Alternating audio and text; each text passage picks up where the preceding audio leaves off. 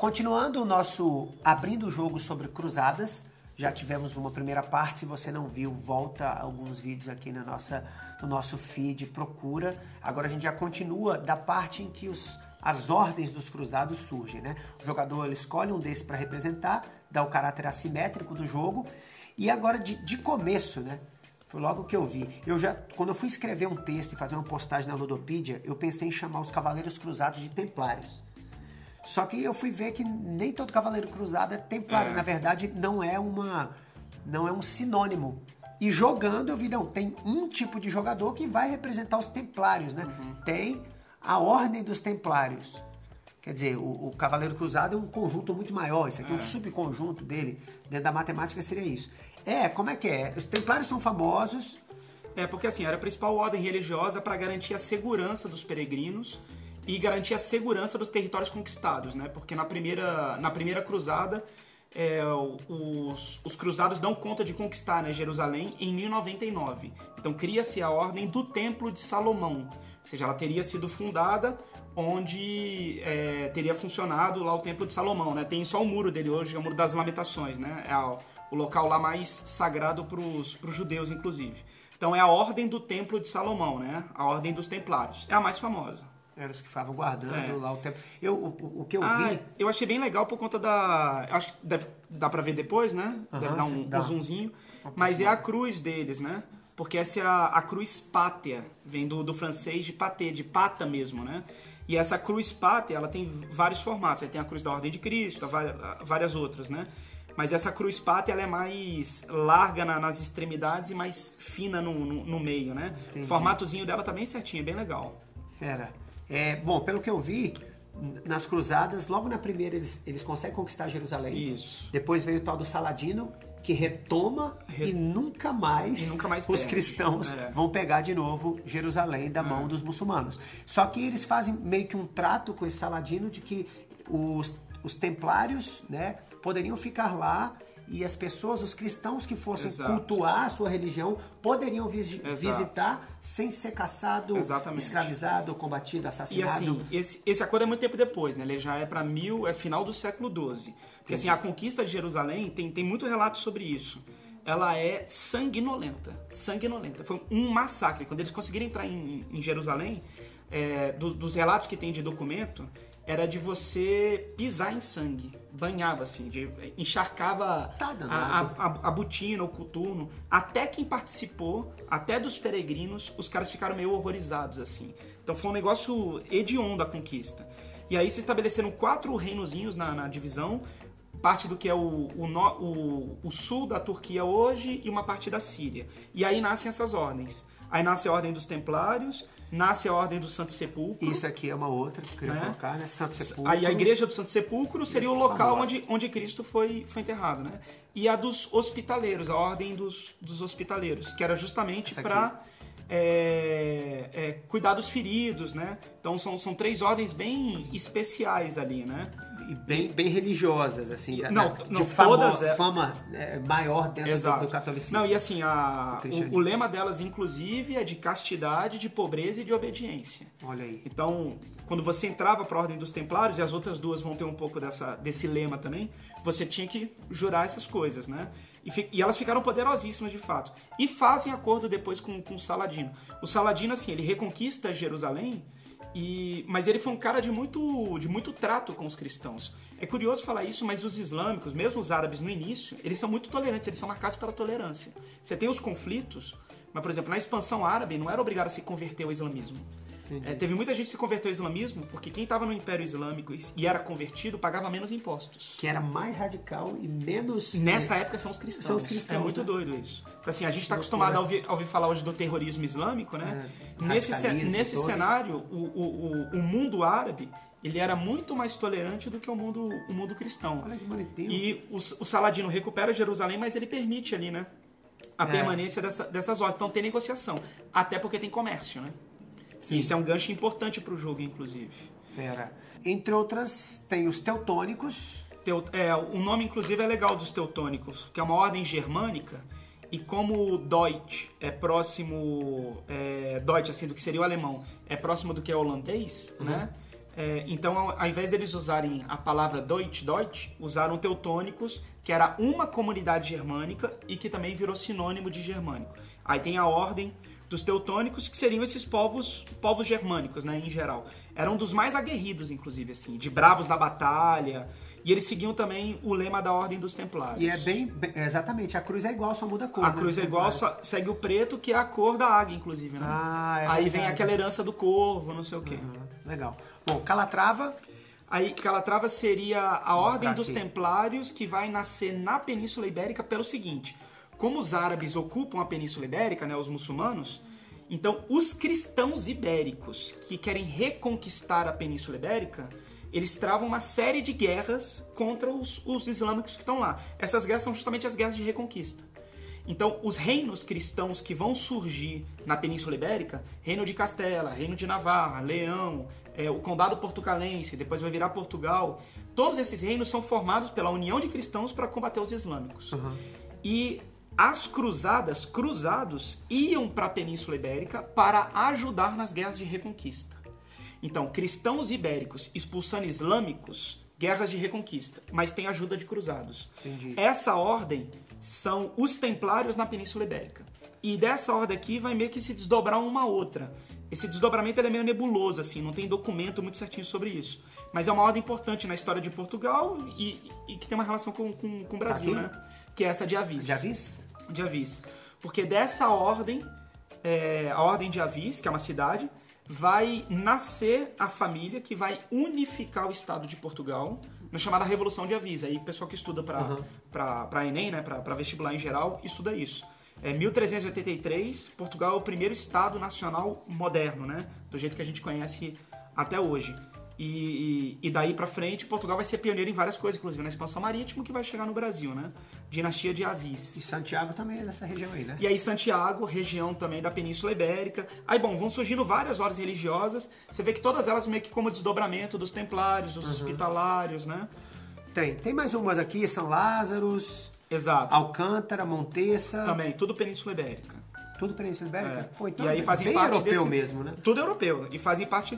É isso, é europeu, mas as primeiras que nascem no Oriente para proteger a Terra Santa conquistada, proteger os peregrinos, cuidar dos feridos, mas elas também vão se desdobrando para outros lugares, e aí principalmente para a Península Ibérica, porque aqui é a única parte da Europa que os islâmicos ocupavam, né? Agora sim, se eu não me engano, na Terceira Cruzada, surgem alguns nomes fortes e eles não estão aqui, provavelmente porque não era de uma ordem religiosa, mas tal de Bohemundo, Godofredo, Balduíno e até mesmo o Ricardo Coração de Leão, que era o rei da Inglaterra. Pois é, isso não aparece aqui, né? Tem jogo com esse nome, né? Ele não aparece, mas assim, são personagens importantes da Terceira Cruzada, que é a Cruzada dos Reis, né?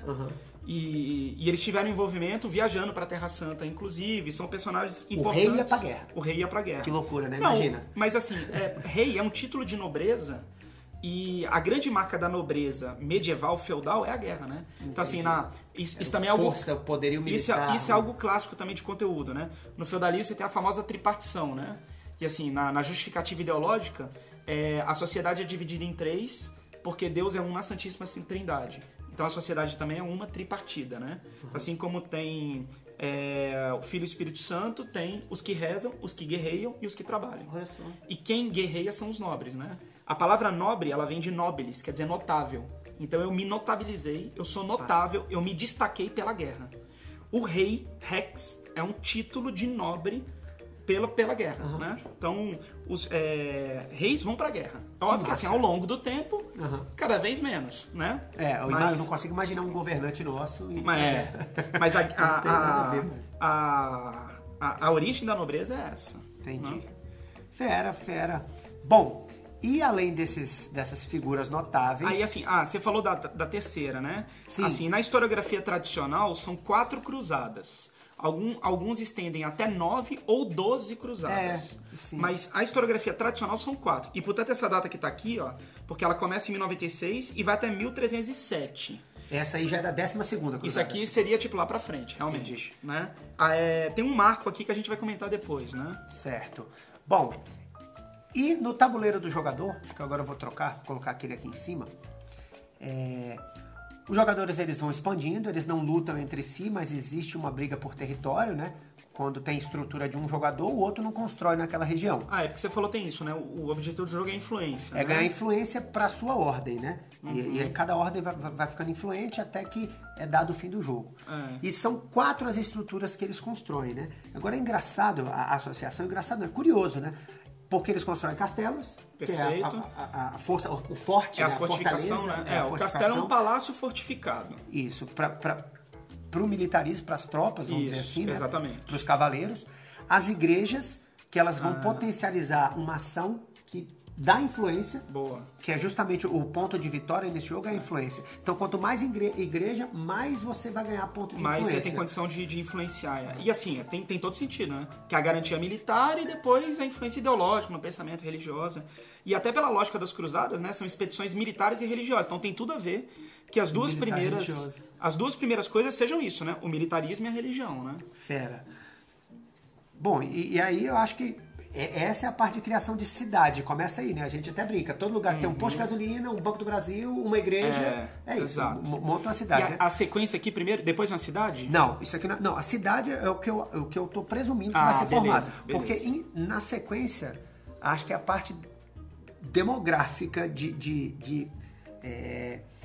da massa mesmo, do povão, que é a fazenda, que é o trabalhador. De produção mesmo. De produção. Mas aqui para que ele serve? Para gerar uma ação de alistamento. Ele vai potencializar uma ação que você contrata tropas. Ou seja, pelo que eu tô presumindo, né? Você tem fazenda, você tem o trabalhador, você tem, né, a reprodução, a população vindo daqui, e isso aqui vai possibilitar depois você recrutar e alistar para melhorar suas tropas. E assim, historicamente tá muito bom, porque século XI é o ápice do sistema feudal. E o ápice do feudalismo, ele promove um crescimento demográfico. Então, no século XI, existe uma pressão demográfica na Europa. Você pode fazer análise assim, de 2 pontos de vista, ou demográfico ou econômico. Ou tem muita gente para pouca comida, ou tem pouca comida para muita gente. Né? O muita gente para pouca comida, análise demográfica, né? O viés demográfico. Pouca comida para muita gente seria o viés econômico. Né? Eu não consigo produzir para a população que eu tenho. Então, as cruzadas servem para aliviar essa pressão demográfica. Então você tem a questão da fazenda, onde eu vou trazer pessoas para trabalhar. Ministério da Fazenda vem disso, inclusive, né? Fazenda vem de fazer, né? Vem do verbo latino. Por isso que o ministério que trata da economia, da produção de riqueza é o Ministério da Fazenda. Então assim, a sequência aqui ela tá muito boa. Só tá faltando comércio. Não, pois é. E aí vem uma coisa que eu acho fantástico, que é a criação da instituição bancária, né? Tem os bancos. Sim, e olha só, o banco, né? Quem viu no jogo, sabe, no gameplay, o que acontece, ele facilita a ação de construção. Ou seja, quanto mais bancos, mais fácil de edificar as coisas. E aí isso vale para qualquer coisa, para fortaleza, para igreja, para tudo. Ele facilita qualquer outra construção, inclusive de novos bancos. Ou seja, eu acho que aí vem a urbanização com isso. Exatamente, perfeito. Né? Que você tem força militar, religiosa, povo, população, produção, né? e produção. E o banco. E o banco agora. E assim, se tem o banco, é porque você tem uma economia que está ficando mais comercial, mais mercantil. Né? Tanto que assim, para que serve moeda? Qual é a função primordial de uma moeda? É facilitar as trocas. Se está tendo troca, é porque está tendo comércio. E a instituição bancária, ela é justamente para facilitar isso a longa distância. Né? Ou seja, já que eu vou levar mercadoria de um lugar para outro, né? Eu não vou ficar carregando meu dinheiro, né? Então eu deposito aqui. E esse banco, essa instituição me dá garantia quando você chegar lá, ó, você vai poder sacar, você pode retirar. E é importante, porque enquanto você foi, o que eu vou fazer com o seu dinheiro? Imagina, você saiu aqui da Europa, você vai para o Oriente. Você vai demorar quanto tempo nessa viagem para ir e voltar? O que eu vou fazer com essa sua grana? Eu empresto e eu cobro juros. Né? Até hoje. Quando mexe na minha conta... Não tem isso? Não, assim, aí ele... Não, mas ele te paga, né? Mas 61 centavos. Né? De vez que você vê na sua conta, você ganhou 81 centavos. Isso é o spread bancário, né? Remuneração conta max. Aí ele fez alguma coisa. O spread bancário é a diferença entre o que o banco ganha e o que ele te remunera. Você ganha 61 centavos, ele ganhou 12%. Se você atrasou o cartão de crédito. Entendi. Você se lenhou, como diriam os soteropolitanos, né? E é isso, então. Aí, ó, aquela sequência que a gente falou lá no início, de cruzadas, que puxa renascimento comercial, que aí essa é a coisa histórica legal de resgatar. A Europa tá aqui ruralizada no feudalismo. as cruzadas vão fazer com que os europeus cristãos saiam dessa ruralização, saiam, né, desse atrofiamento, e aí o europeu volta a se expandir. Então, os árabes estão no mar Mediterrâneo, os islâmicos, né, aí árabe como sinônimo de islâmico, estão na Península Ibérica. Ou seja, quando eu ataco a Península Ibérica, quando eu vou indo para Jerusalém, eu vou empurrando os árabes. E aí o europeu volta a ter influência no mar Mediterrâneo. Eu volto a ter influência nas rotas de comércio. E você... O renascimento comercial puxa o renascimento urbano. Porque o ambiente físico, vamos dizer assim, do comércio é a cidade. Que, pelo que eu vi, é o único benefício que eles escolhem, de fato, das cruzadas esse restabelecimento de rotas comerciais. Exato. E restauração do comércio. Aí para quem estuda também, isso é clássico, né? Trazer as especiarias. Sim. Aí as pimentas, né? Os temperos, que era a forma de conservar, inclusive, né? E você vê, as ordens religiosas têm influência nos bancos. Porque se a ordem religiosa garante a segurança, se os templários têm acordo com Saladino, os templários têm influência, inclusive, no comércio que é feito.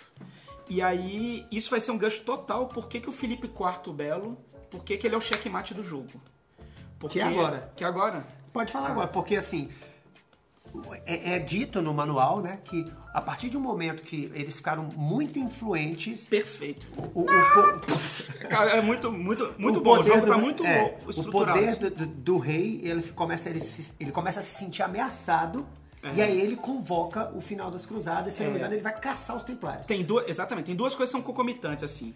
Porque quanto mais guerra você vai tendo, assim, até pela lógica militar, você precisa de mais ordem, de mais centro de comando. Então, um crescimento de atividade bélica, ele estimula de alguma maneira uma centralização. Ou seja, exército precisa de ordem, precisa de hierarquia, né? E quem é o nobre com mais alto título? O rei. Sendo que a nobreza é especializada na guerra. Então, assim, as ordens religiosas, elas eram as mais bem treinadas, as mais aguerridas. Mas do ponto de vista do volume, eles não são numéricos para garantir o território. Então eu preciso de nobres, eu preciso de não nobres, eu preciso de, indivíduos livres, eu preciso de servos, né? Quando vai crescendo a atividade ibérica, o poder desse rei vai crescendo. Só que as ordens religiosas são influentes. E aí, uma hora rola esse choque. Porque como as ordens religiosas têm influência nas transações comerciais nos bancos, tem uma hora que os reis começam a ficar endividados com as ordens religiosas. E o checkmate do Filipe IV Belo é justamente isso. Ele está endividado com os templários. E uma hora os caras vão cobrar. Então, ele por influência política, ele promove a ascensão de um bispo francês para papa e pressiona esse papa para acabar com as ordens religiosas. Entendi. Sacou? Tanto que, assim, esse papa, que é o Clemente V, ele vai ser, esse é um termo clássico na historiografia, ele vai ser retirado de Roma e vai ser levado para uma cidade francesa de Avignon. É chamado como cativeiro de Avignon ou papado de Avignon. Se eu não me engano, são 5 papas que o papado fisicamente não foi exercido em Roma. Ele foi exercido numa cidade francesa por influência do Filipe IV. Né? E aí é nesse momento que as ordens religiosas começam a ser... aí vem a data do fim do jogo.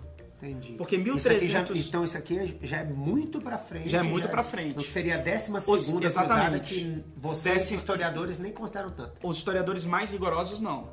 Então, assim, a definição que eu falei aqui mais de uma vez, né? As cruzadas como uma expedição militar, religiosa, mas que tem elementos comerciais, ela teria tido as 4 primeiras.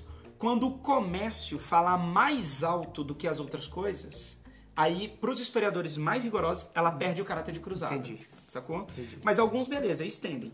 1307 é quando o grão-mestre da Ordem dos Templários, que é o Jacques de Molay, e que algumas pessoas vão reconhecer porque tem essa Ordem dos Demolays, né, que seria meio que a maçonaria para adolescente, né?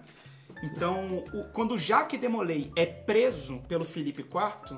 seria meio que um marco histórico de fim dos Templários. Não oficialmente. Oficialmente vai ser 1312, que é quando o Papa extingue a Ordem dos Templários.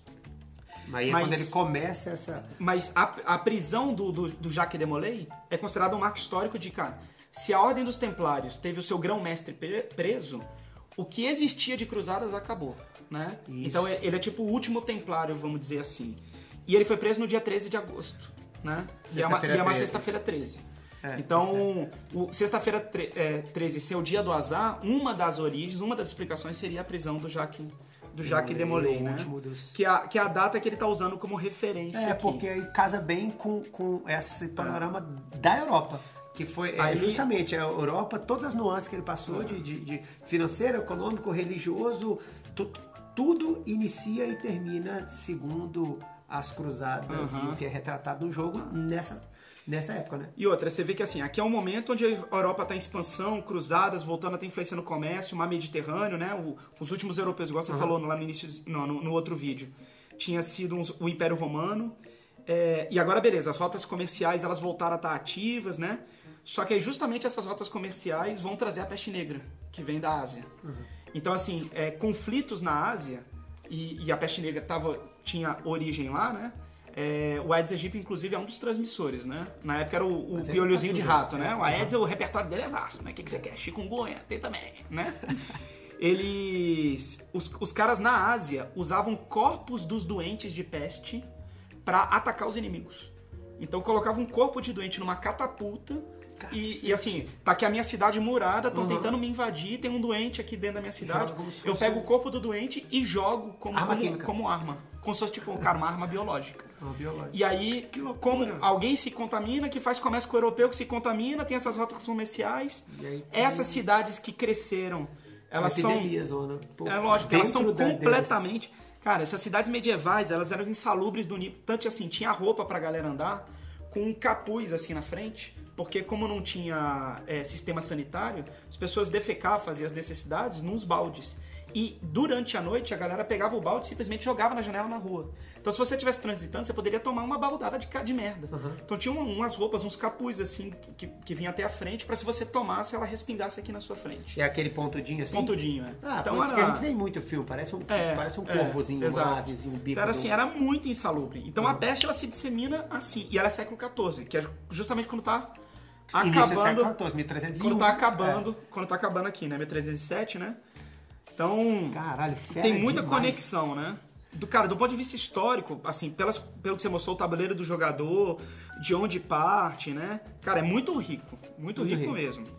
Você que faz, o Caetano faz na véspera de vestibular para dar uma aliviada para os alunos, né? Na quinta, sexta, véspera, um dia de jogos, um dia de recreação. Sim. Já teve, em um outro momento, atividade de circo. Foi algumas coisas assim pra relaxar. E ele faz uma tarde de jogos. O outro sócio dele também gosta muito de jogos e eles levam pra dentro do cursinho. Esse é um jogo que você já jogou lá? Já experimentou? Cara, esse não. Esse nem pra... Então, eu queria ter feito... revisão, né? Cara, total. Eu queria ter feito até de maneira assim mais regular ao longo do ano. Eu não tive... E assim, esse é o teu mérito, né? De ter a ideia, botar pra frente e vamos lá, né? Montar a estrutura, vamos gravar e vamos colocar para as pessoas, assim. Eu sou muito irregular lá no cursinho fazendo, mas eu tento fazer, né? Eu não tenho tão a manha quanto o Thiago tem dos jogos mesmo, eu sou um pouco impaciente para jogar. Eu gosto de assistir jogando, engraçado. Se vocês ficarem jogando, eu acho massa ver. Vou te chamar para você comentar um gameplay. Você fica aqui assistindo a gente série. É isso que eu fiz no cursinho. A galera joga e eu fico de fora comentando. O sapo técnico. Eu não tenho paciência de jogar. Mas eu acho massa assistir, quem sabe. Que massa. Que bom, vou te usar mais. Eu vou usar. Pode. Tá aprovado, gente? Comenta aí, tá aprovado? Posso fazer mais vídeo com esse rapazinho aqui? Mas não aparece mais like ou aparece? No YouTube aparece? Aparece curtindo o videozinho. Zuckerberg, seu otário. Aqui no YouTube nós tem like, porra. Coraçãozinho pra tudo que é lado. Massa demais. Galera, fera. Brigadão. Eu curti demais. Pra mim é um bombardeio. Vamos fazer mais 4 de tanta vídeos. coisa. Vocês assistem? Acho massa, lembrei de Assassin's Creed, lembrei de um monte de joguinho de tabuleiro que eu já joguei. Cara, muito fera. Vamos fazer mais. Bora, lógico. Massa. Galera, como um jargão que ele usa em sala de aula, um abraço. Valeu.